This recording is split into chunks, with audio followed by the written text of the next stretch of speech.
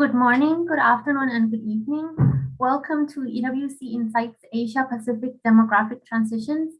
I am Panwin Yoking, a fellow at the East West Center, and I am delighted to be moderating today's event. Thank you for joining this event live, and thank you to those who are watching the recording.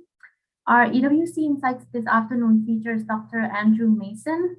Andy is a senior fellow at the East West Center and also an emeritus professor of economics at UH Manoa.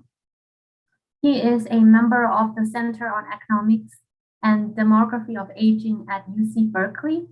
He also co-founded the National Transfer Accounts Network, which is an international effort involving teams from over 70 countries developing and applying a comprehensive approach to measuring and studying the generational economy. He has authored and co-authored 150 journal articles and book chapters, and co-authored and co-edited 30 books and monographs, including Population Aging and the Generational Economy, A Global Perspective. He is a finalist for the Paul Samuelson Award and selected as an outstanding academic publication by Choice magazine.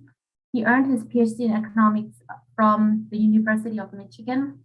In today's session, Andy will share key findings about how demographic change, low fertility, population decline, and aging will affect regional and global economies. And before we start, just a brief note on the session's logistics. Andy's presentation will be approximately 40 minutes long. Then we will transition to a 20-minute Q&A session. To participate in the Q&A session, please submit your questions and comments in the Q&A box below, and we'll try our best to get through as many questions as possible. Just a quick announcement that the next speakers of this series on demographic change will be Panwin Yoking, that's me. And in my presentation, I will discuss the impact of migration on labor supplies of those who are left behind in rural communities in Nepal. And if you're interested in attending, my talk will be on July 21st at 2 p.m. And in the interest of time, I will hand this over to Andy to start his talk. Thank you, Panwin. And thanks to everyone who's joined us today. Let's hope there are no technical. And so no one has said anything, so I guess we're okay. I was motivated to give this talk by newspaper articles that I've seen over the last couple of weeks. This is a selection of them. They all have similar things they're saying. One, that fertility rates have dropped to historically low levels in South Korea or Japan or the United States or China or other countries, and that this is going to lead to population aging, and it's going to lead to slower population growth, or in many cases, population decline. And then many of these articles go on to say that that's really a bad thing. We need to worry about this. There are other articles, like in the Wall Street Journal, that say, well, don't worry about it so much. It's not going to be a serious problem. So that's motivating me to think about those particular issues. So let me start by talking about the demographic transition, because most of us who study in this field have been talking about the trends that were in the newspapers the last few weeks for many years. So we call this the demographic transition. And this was first talked about by Ansley Cole, or one of the first. And he defined it in the following way. At first, mortality and fertility rates are high, then they are low. In between comes the demographic transition. Well, that's a very simple definition, but also very understandable, I think. And he would have gone on to say that there are really four elements of the demographic transition: mortality and fertility, but the others are population growth and age structure. So I want to talk then about whether the demographic transition should be viewed as a triumph or a tragedy or something in between these two. And I will emphasize these four features of the demographic transition: mortality, fertility, population growth, and age structure, and then go on to look at how this affects various dimensions of economic progress. Now, many of you may have heard presentations that I've given before, and I always present a bunch of graphs and tables and such, but I want to talk about something more personal and more individual, because it occurred to me the other day that everything that's happened in the demographic transition could be represented by my grandfather, who was born in 1897. This is a picture of him in 1911. This is in the Creek Nation, which was in Oklahoma at that time. It was in the oil fields, and that's my great uncle who's working with him. My grandfather is the little guy. And so when I look at this picture, I think of a number of important features of it. One, obviously, they're not very well off. Oklahoma was not a prosperous place, and they were probably homesteaders or something, and they worked in the oil fields to get some extra money. You can see my grandfather doesn't have any shoes on. And the other thing that really strikes me about the picture is his small stature. So he looks like he's about 9 or 10, not 14. And small stature is a sign of malnutrition when young. And so I think, in fact, they were quite poor growing up. And so he would have been very much exposed to high chance of mortality. Now, in 1900, life expectancy in the US was under 50 years of age. And that would mean that 1 in 4 people would have died before they were old enough to get married or have a family or anything like that. And so he faced those prospects early on. The other thing, when I look at this picture, I think about the things he didn't know about that were coming. So this was 1911. So it was in just a few years, he would be shipped off to Europe to fight in World War I. He was an infantryman. He was in the trenches. He was exposed to mustard gas and disabled for the rest of his life. And so that would have certainly affected his life chances. If we fast forward another couple of years, we encounter the flu pandemic of 1918 and 1919, which is estimated by CDC to have led to 675,000 deaths in the United States, about what we're experiencing now, and 50 million deaths worldwide. So that wasn't the end of his troubles. There was a severe farm depression in the late 1920s, the Dust Bowl in the Plains State where he lived, that was devastating for everyone who lived there. The Great Depression in the 1930s, and World War II, to wrap it all up. So he didn't fight in World War II, but my father did. So these were terrible times, really. And given where he started, I think it shows what a miracle the demographic transition was, because he lived long enough to get married to my grandmother Lila. He had 2 children that he raised to adulthood, and he lived to age 93. So a demographic miracle, if there ever was one. So this isn't just his story, of course. This is the story throughout the world. And I want to reiterate that by looking at the story in the US and comparing it to India and Japan. So 1900, the time we were talking about, India life expectancy was only 24, US around 47, Japan mortality rates were a little higher. Life expectancy was 44. But let's just look down at the final line in this graph, 2020, and you can see that life expectancy in India increased by 45 years during this period. So people there can expect to live to age 70 now. In Japan, to now the longest life expectancy in the world at 85. And the US is actually not fared as well. So our life expectancy is about 79. So mortality gains was a huge sign of progress. Now, what about fertility? So as I mentioned, my grandfather had about 2 births during his, he had raised about 2 children, and that was about typical during the Depression in the United States. 1900, people had about 4 kids, but it declined to around 2, not much more than it is today during the Depression. And so you can see the United States total fertility rate's about 1.7 now. And in other parts of East and Southeast Asia, at least the ones that I've highlighted here, we see lower fertility rates.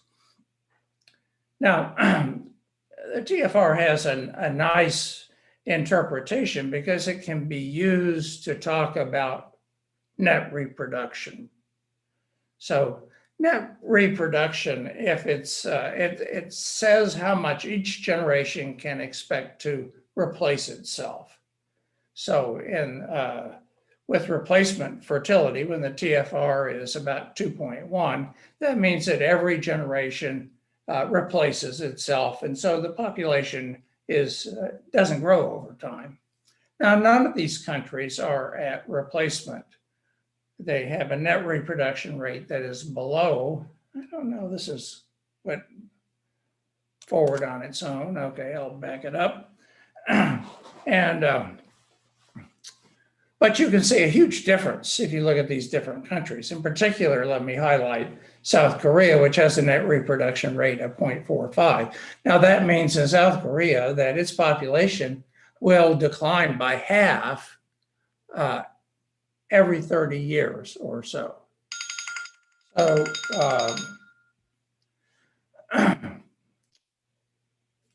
this will be of significance when I return to this later on, but you can see that severe population decline is certainly something that we have to worry about. So that's 2 of the measures that I wanted to talk about. Let me turn now to the 2 other dimensions of the demographic transition. One is population growth and the other is age structure.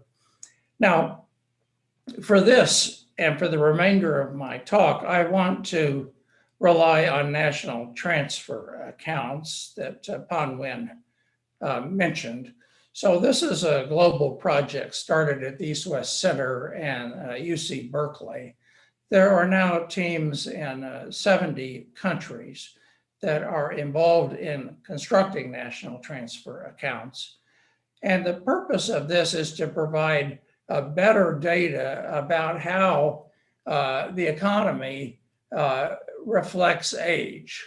So most economic statistics don't say anything about age, really. You can't find out from national accounts how much income old people have, but you can from national transfer accounts.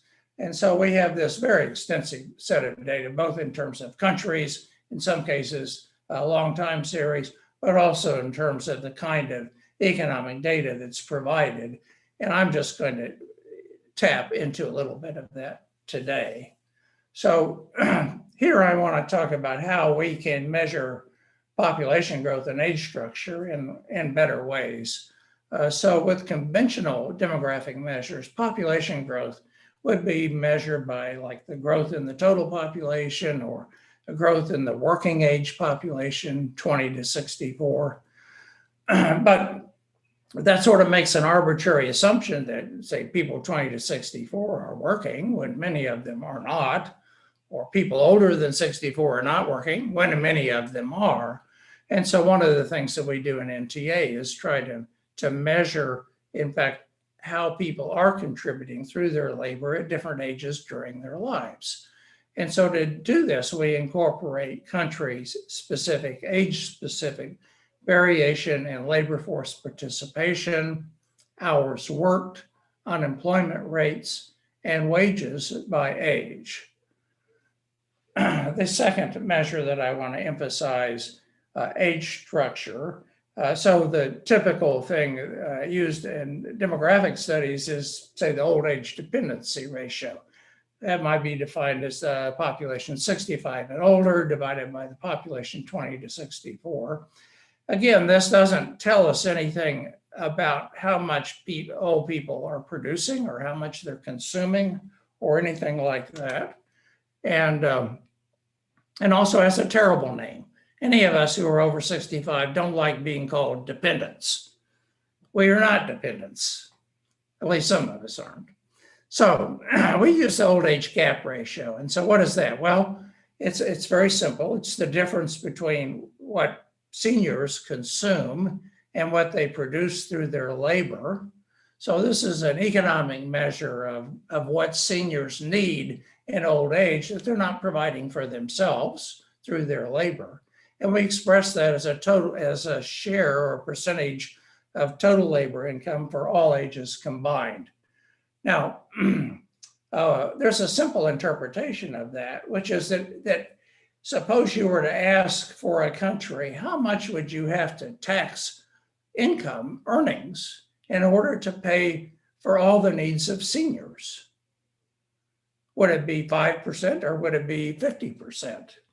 Well, let's turn in a minute to that issue. Well, let's turn to it right now.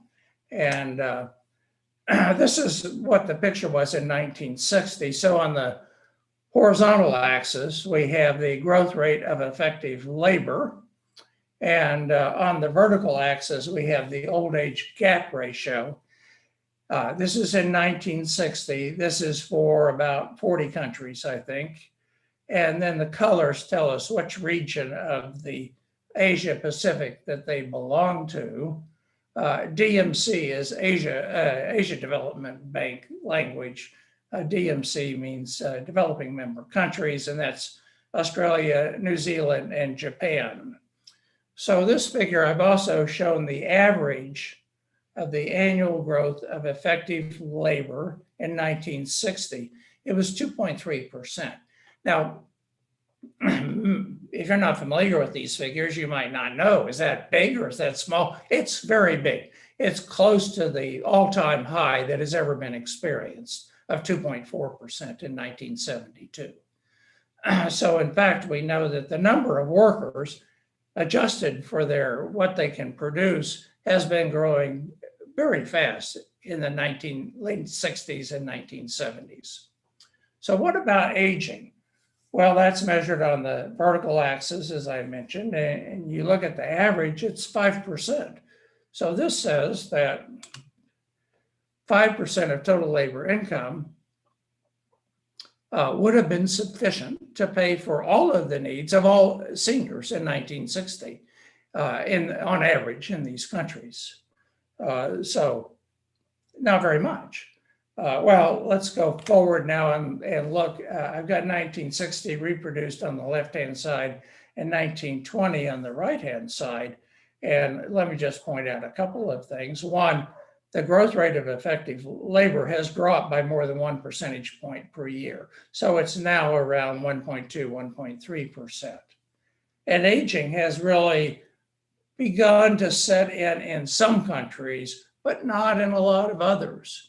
So the increases we see are in the developing countries in Asia, including Japan is particularly high, but also in some other East Asian countries, we see a decided increase in the old age gap.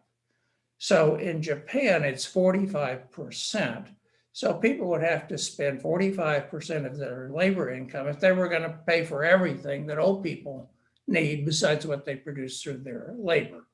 So as a way of comparison, you might think about the United States. So for Social Security and Medicare, we pay around 14% of our labor income.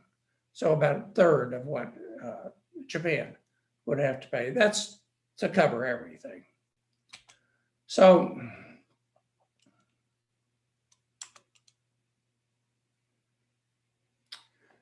I skipped ahead. This is 2060 now on the right-hand side. And you can see the picture has changed pretty dramatically. The average growth in effective labor is now 0. So population growth is not adding to GDP. That's my interpretation of this, starting in 2060. The other thing we see is that the old age gap ratio has now reached 25% from 10%. So it's increased by a lot over this 40-year period. And if you look at Japan, we see a situation that's just impossible. It would require 75% of all labor income to support seniors. Well, that's not going to happen. And so Japan is going to have to rely on some other kinds of policies or mechanisms in order to deal with old age needs, as will many other countries. So that's the end of my part one, the discussion of demography and the 4 things that are happening. And now I want to turn to an assessment of how that will affect our economies. And I'm going to draw on my experience as a professor. When I learned to create these little scorecards to evaluate students. But now I'm going to use it to evaluate how the demographic transition has affected various important dimensions of our economy. So these are the 6 that I think are most important. And at the very top is longer life and better health. Well, we've already talked about that, especially about, we've talked about it in the past, but the gains have been very substantial are expected to be substantial in the future as well. And so that's a very positive kind of thing for us. Now, scale, what do I mean by that? Well, I mean, we have a larger population than we used to because of rapid population growth. And we have much greater GDP than we used to have, also in part because of population growth. And I think that this has led to some very serious environmental strains that we have struggled to deal with. And so this has been a big negative for us. On the other hand, that's ending. That's the one thing that we saw, that we have slow population growth now, but by 2060, it's not going to have any measurable impact on GDP. And so on this, I would rank the demographic transition as negative, the post-transition as a positive thing. Now, what about economic security for seniors? Well, I'll give you my grade first, and then I'll explain it. So I think in the past, it's been pretty good. The reason why is there have been a whole lot of workers to pay taxes and not so many seniors. That's why the old age gap ratio was so low. But that's changing. So we saw that now in many countries, the old age gap ratio is going to be very high. And so the question is, how are we going to deal with that problem? So to answer that, I'm going to turn to a more complicated graph, maybe than I presented before. So this talks about current practice towards funding the old age gap. So the 3 ways you can fund the old age gap. 1, you can rely on your families. So maybe you can get your kids to give you money. Probably not. The second is you can use public transfers. So maybe you can have public programs that provide for income security, that provide for healthcare, and provide for a lot of other material needs when you get to be old. And that's been very important. That's countries that are situated down in this part of the graph. So these are mostly European countries and Latin American countries. And then finally, the third thing, you can just rely on assets. Well, I can build a home. I can build a business. I can start up a pension fund or join a pension fund. I can put money into my savings account and save that for the future, and then I can use that to fund my old age needs in the future. Well, so there are a lot of countries in Asia that rely heavily on that. Thailand, Philippines, Indonesia, Cambodia are the four that stand out. But then we have a lot of countries that are kind of in the middle here. They take a more balanced approach. Among these, the East Asian countries rely somewhat on family transfers. This is South Korea and Taiwan. Japan not used to, but not anymore. And then China does to some extent still. And then we have European offshoots, or this is US, Great Britain, Australia, for example, that rely on a combination of assets and public transfers, not so much on family transfers. So that's the situation. So we don't have to rely entirely on taxing workers. We can also rely on assets that we've accumulated. Now, this shows two extreme approaches. You can ask the question, well, suppose that we just relied on transfers to fund our old age needs. Well, we kind of answered that question already, but the orange line reproduces that. It shows Japan would have to increase the tax on labor income to 75%.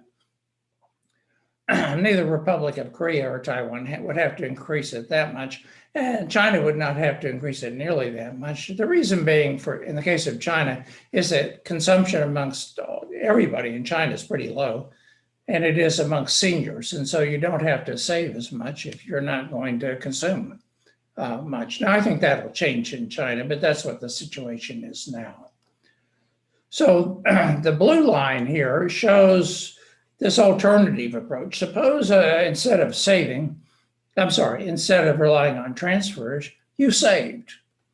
You could do that through your government or through your employer or through your own personal efforts, but you would somehow accumulate assets that you would then rely on when you got to be old. And so how does that stack up? Well, it requires a lot more investment up front. So you can see in all of these diagrams that people have to save more than they would have to pay in taxes in order to save enough to fund retirement. And so the upfront cost is very substantial. On the other hand, the cost at the end is much lower. And so these levels are clearly sustainable. And so the amount that would have to be devoted to saving would be a lot lower, and the amount that can be devoted to consumption would be a lot higher. So I don't think either of those extremes is the way that we're actually going to solve this problem. I think making sure that we rely heavily on assets as well as transfers is going to be important. But I think we also have to change the way that we approach aging. So people have talked about this a lot, about how people are healthier than they used to be, they can work longer, and we certainly have policies in place that encourage people to work longer than they used to. And I think labor market reform will be very important for achieving better success for seniors. So in this diagram, I want to contrast the situation in some different Asian countries. So what this shows is labor income by age. It's an index, so it's expressed as a percent of what people 30 to 49 are making. And so what this shows is that, say, people in China and to some extent Vietnam, their earnings peak really when they're relatively young, around age 30. And then they decline very sharply. And by age 55, seniors are making less than 50% of what a prime age adult makes. So it makes it very difficult to support oneself with one's labor income, particularly at a higher level of consumption than we see in China. Now, what do we see in Japan is kind of the polar extreme here. So in Japan, people work to a relatively old age. They have higher labor income in their 60s, certainly than in China or Vietnam. And in fact, they don't hit this 50% mark until they reach age 62. So I must say, when I saw that, I thought, well, that's all well and good, but people need to work longer than 62 in order to be successful in the future. So I looked at some other countries and at what age do people reach 50% in these other countries? So China's quite low. It's lower than the average low-income country, which is 62. Lower than average high-income countries, which is 63, and it's lower than the United States, 67. So the U.S. has I believe this is the highest age that we've observed for any country in the world. So we work to an old age in the United States. So anyway, this is going to have to change. And I know countries are trying to change these policies. It's difficult. It's not terribly popular to tell people they have to work longer or they have to delay receiving retirement benefits that were promised.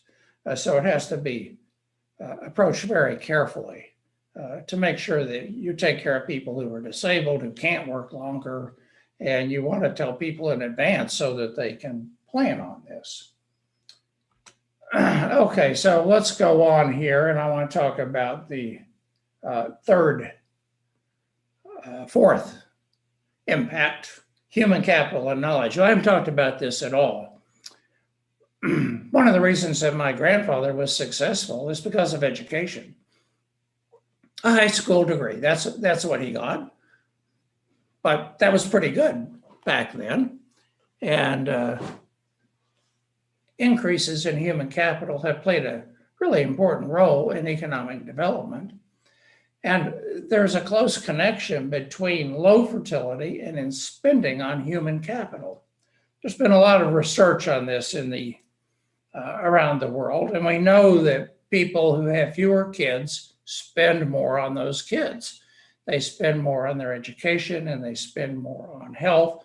And this is particularly true in East Asia and Southeast Asia. So some parts of Southeast Asia. So this shows on the horizontal axis, it shows the total fertility rate.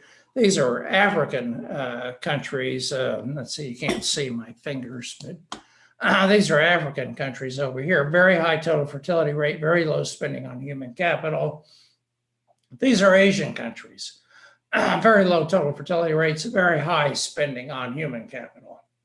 I'm not going to get into exactly how we measure this, but just take my word for it. It's very high spending on human capital. And so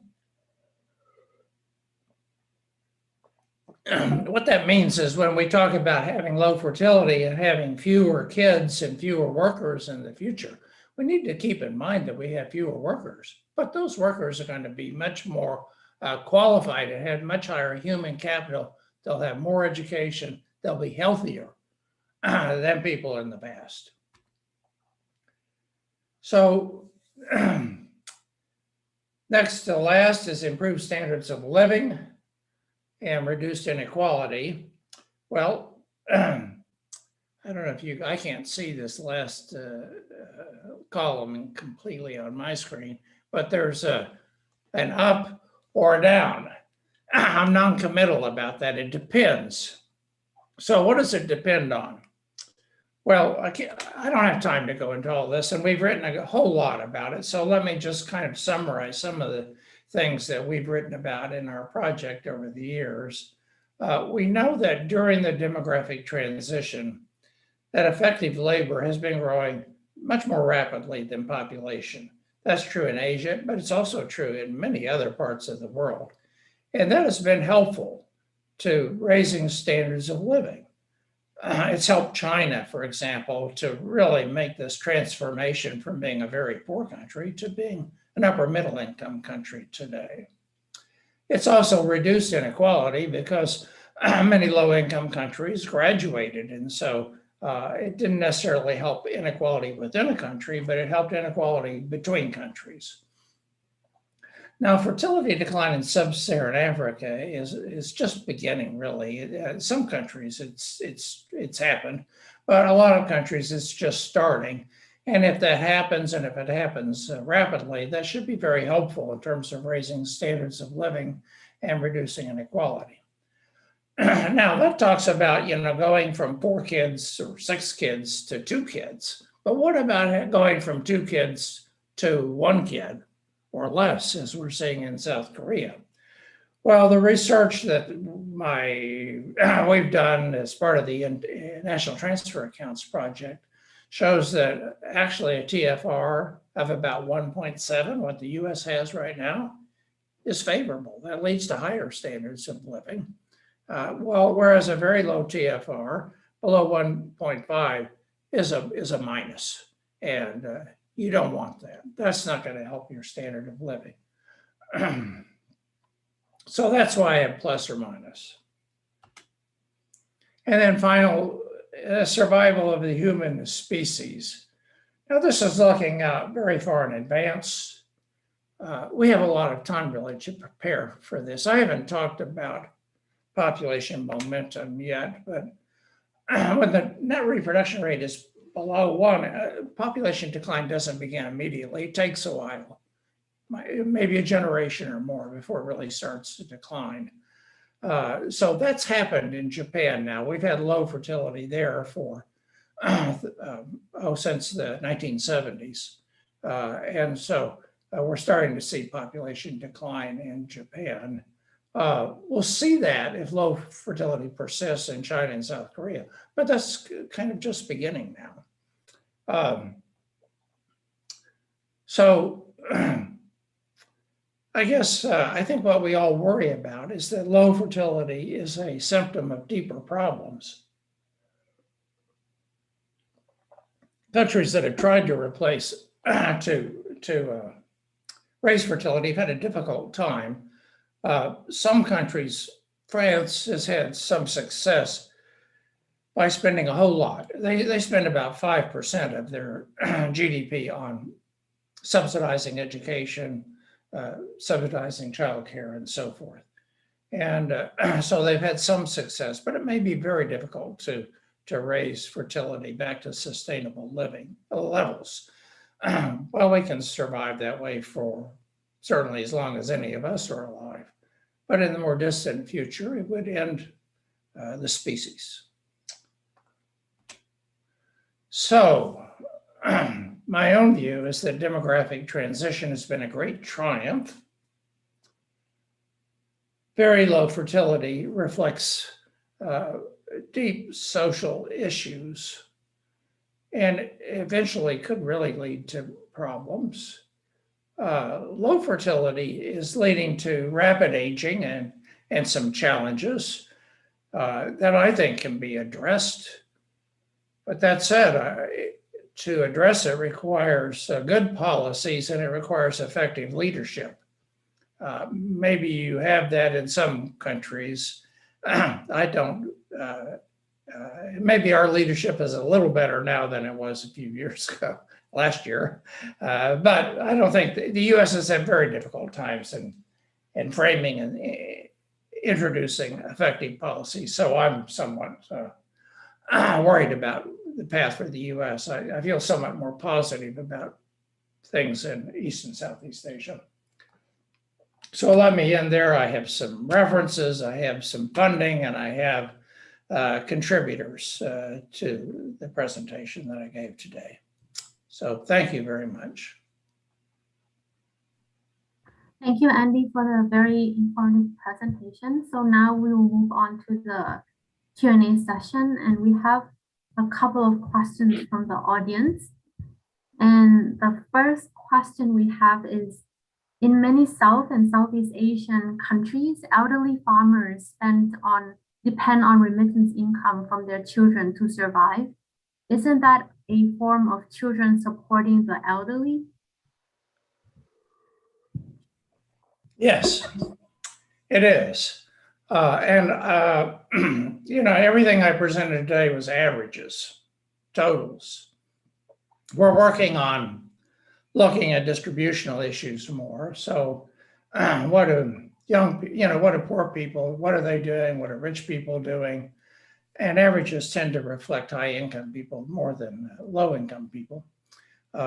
So even in the United States, you would see transfers from children to parents if the parents were poor, or another form of transfer, of course, would be children living and taking care of their parents. That's hard to judge. You know, sometimes you see co-residence between seniors and young people. But you know, I have friends where the transfers are really going from the grandparents to the children and the grandchildren. And so, but you know, in rural Thailand, I'm sure that's absolutely right. And a lot of other countries. Okay. The second question pertains to your figure number 17. And the question is, does figure 17 show us that democracies will usually choose transfer systems over funded system, given that the blue line is above the orange line initially? Well, that's an interesting question. I haven't thought about that too much. So I don't know. It's certainly not all politics. So liberal democracies in Europe tended to opt for transfer systems, the orange line. But democracies, but not in, you know, not the United States or not UK and not Australia, not Japan, not other Asian countries that are democratic. China, well, I don't consider that very democratic. They tended to go there. They look more like Europe in this dimension than they look like a liberal democracy. They look more like a liberal democracy when they are not. So, you know, there is a concern here that maybe the question is raising, which is that when people make decisions by voting, they may tend to say vote for programs that help seniors a lot because there are a lot of seniors. And I must say we've worried about that a lot. I don't see it happening too much. And in fact, if we look at countries with a lot of seniors, seniors have high consumption because of health care. But also young people have high consumption. We have invested a lot in children as well. So the people that have most suffered from this, the ones who have been squeezed, are people in the working ages. Got it. Okay, then we have a lot of questions coming in. So the next question is, how then can countries avoid missing a demographic sweet spot? What policies and programs can help countries capitalize their demographic dividend? Oh, well, okay. It's like, well, when we ask that question, it's like China saying, well, I don't know. I was there in China in the first time in 1985. it was shortly after they adopted the one-child policy, which they thought they could say, oh, we're going to have, I don't know what they thought they were saying, but obviously they didn't get to decide what they were going to have. The fertility didn't decline in China because of the one-child policy. It was because of social and economic changes. And they're not going to decide in the future. They say, okay, we're going to have a two-child policy now or a three-child policy. Well, it's not going to result in a two or three-child policy. So as I mentioned, France has been somewhat successful in through subsidies and raising fertility up to maybe what might be thought of as a demographic sweet spot. Some other, Northern European countries tend to have very good gender policies. So, and they're very supportive of children in those countries. So you get long maternity leaves and paternity leaves in some of these Northern European countries, and they have higher fertility than in some of the Southern European countries and in East Asia. And a lot of people I know seem to think that societies that are not very supportive of child rearing tend to really experience the lowest levels of fertility. So, in a lot of East Asian countries, it's difficult to get child care. It's difficult to, it used to be, it's changed a little bit now, but I remember in Japan, if you wanted to bank on the weekend or late in the evening, you couldn't. Well, that's a terrible situation if you're a couple who's trying to raise a child. So we can make societies more supportive of families and child rearing. Okay, got it. The next question is, would it be possible to forge a population policy where minimum and maximum population for all towns, taking into consideration land, economy, and resources? Okay, no. No, okay, so going back to the China example, we don't, couples decide how many kids they're going to have. In China, when we tried to tell people they could only have one child, well, some of them did, some of them didn't. And, so we can't dictate people's child rearing to them. Let me just mention that there's a human rights convention that protects reproductive freedom. Okay, so to do something like that would violate, I think, norms in almost any society in the world. The other thing I want to say is we don't know what the optimum is. My fellow colleagues and I, we came up with some estimates, but would I go out and tell people that they need to have 1.7 kids because of my study? No way, It depends, for one thing, it depends on how much people value kids. Some people don't mind, they want to be poor if it means that they can have a lot of kids. So I'm not going to try and tell them what they should do. Okay, thank you. Next question. In Japan, the lifetime employment system has been common until now, but the system is breaking down.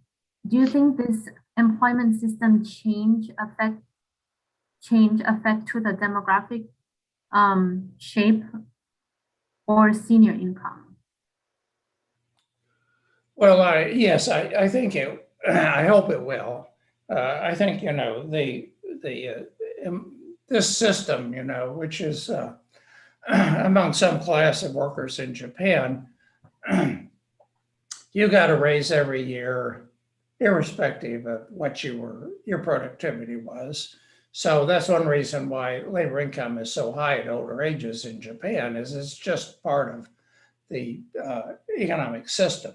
Now, as mentioned, that's been breaking down, and that's a good thing because that seniority system really made it difficult for firms to keep older workers because those older workers were were not productive enough to justify the pay that they were receiving. And so Japanese firms were very resistant to extending retirement ages and encouraging employment at older ages. So we need flexible labor markets along with good labor force policies. Okay, the next question pertains to South Korea. Why is South Korea a standout in terms of very low fertility rates, especially compared to other East Asian countries? Well, I don't know. I wonder if Sung Yup Lee is in the audience. What I normally say is that's because no South Korean woman would want to marry a South Korean man. But that's a joke. So why? Well, you know, some of the things that we've touched on before, I think, are playing a role here. One, South Korea is spending more on education than almost any other country in the world. And so children are very expensive in South Korea. And why do they do that? Well, that's a complicated question that I won't get into, but that's one reason why they have such low fertility.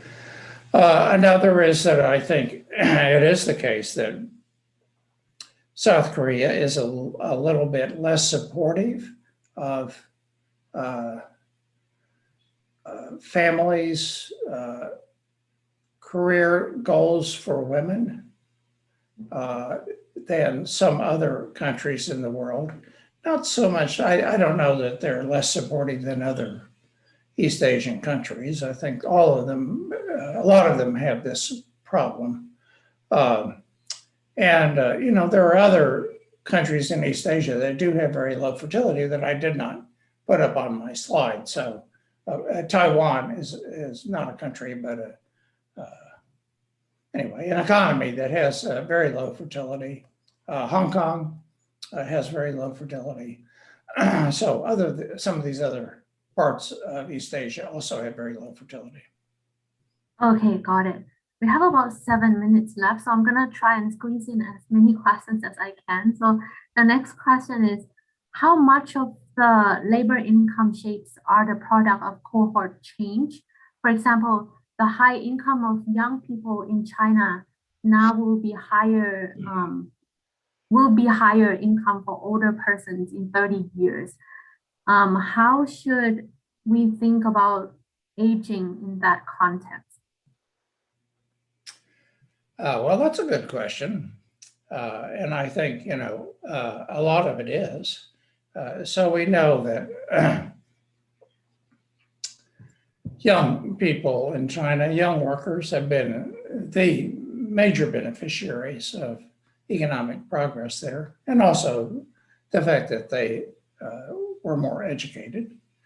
And so a lot of the high labor income for young people in China is something that should follow them as they get older. So that profile should change over time. And that along with that will help with aging. So that's not something that requires a policy. I think that's a natural consequence of the kinds of economic changes that China has gone through. And you know, the simple analysis that I presented here does not incorporate that kind of change. But it would be very important to look at that if one wanted to do a study of just China in particular. And so I think that that's going to be helpful. On the other hand, I also think that Chinese are going to consume a lot more as well. So I think there'll be cohort effects on both sides, and so it's kind of hard to say exactly what the net effect will be. Mm-hmm. China is aging very, very rapidly. And so I don't think it's going to offset that, but it may help. Okay, next question. Isn't low fertility partly a cultural phenomenon? More specifically, people turn more selfish as they grow richer. This is perhaps why there is such a strong correlation between countries' income level and fertility. Well, I don't really think so, to tell you the truth. There's been a lot of interest in this topic. And the evidence, I would say, for the most part, says that income may actually lead to somewhat higher fertility because people who are richer can afford to have more children. But it's not very strong, that effect. And I think mostly the evidence is that higher income has a small effect. It doesn't lead to fewer kids. If you look within countries instead of across countries, there's no strong connection between income and childbearing in, say, in most countries. And so I think it's cultural in part. And I think some of the things that I've highlighted have to do with the changes, but I don't think it's income per se. Okay, next question. This question comes with contextual information, but due to the time constraint, I'm just gonna read the question. So why should we worry about the gradual decline in population? Oh, I don't think we should. So I think that's a good thing. So I think not only do I think we shouldn't worry about the gradual decline in population, I don't think we should worry about the gradual decline or slower GDP growth. So when I see in the paper all the time, oh, GDP growth is slowed in Japan, I don't care. I don't think that's a problem. I think lower per capita income is a problem when it occurs. But I think a smaller scale is a good thing. And because of the environmental strains that arise from a larger population and higher GDP. Okay, sounds good. Okay, next question is, what would be the effect of COVID-19 on generational economy? Well, so a lot of the things that I've been talking about they're kind of affected at the margins by COVID-19, because I think we will recover in the next couple of years, and we're talking about 10 or 15 year time horizon. I do worry about somewhat about the rise in public debt with COVID-19. On the other hand, interest rates are very low. And so higher levels of debt, public debt, don't seem to be a problem at this time. Okay, I think this question requires me to read the context for you to answer the question. I'll just try to read it quickly because we have about 1 minute left. If you look at Japanese fertility as most advanced, it drops very rapidly in the 1950s and has been much more stable, about 1.3 in recent years. It is projected to remain this way, but who knows? Presumably, we have an old age as a result of high fertility in the 1950s, but by 2040 and the future, the proportion of elderly begin to decline. How does this affect the demographic balance? And does the support the challenge for elderly begin to decline? Let's see. Okay, well, let me just say a little bit about that. Fertility dropped so much from 1950 because fertility was so high in 1950. So fertility went a lot higher after the end of World War II in Japan than it had been earlier. And there was a big decline between 1950 and 1959. The TFR dropped from over 5, 6 to 2. So that was at that time, it was the most rapid decline of fertility in the world. It's been matched by China since then. So the decline, for about 20 years, fertility was around 2 in Japan. It was after the oil crises in 1973 and 1979 that fertility dropped to the low levels that we see today.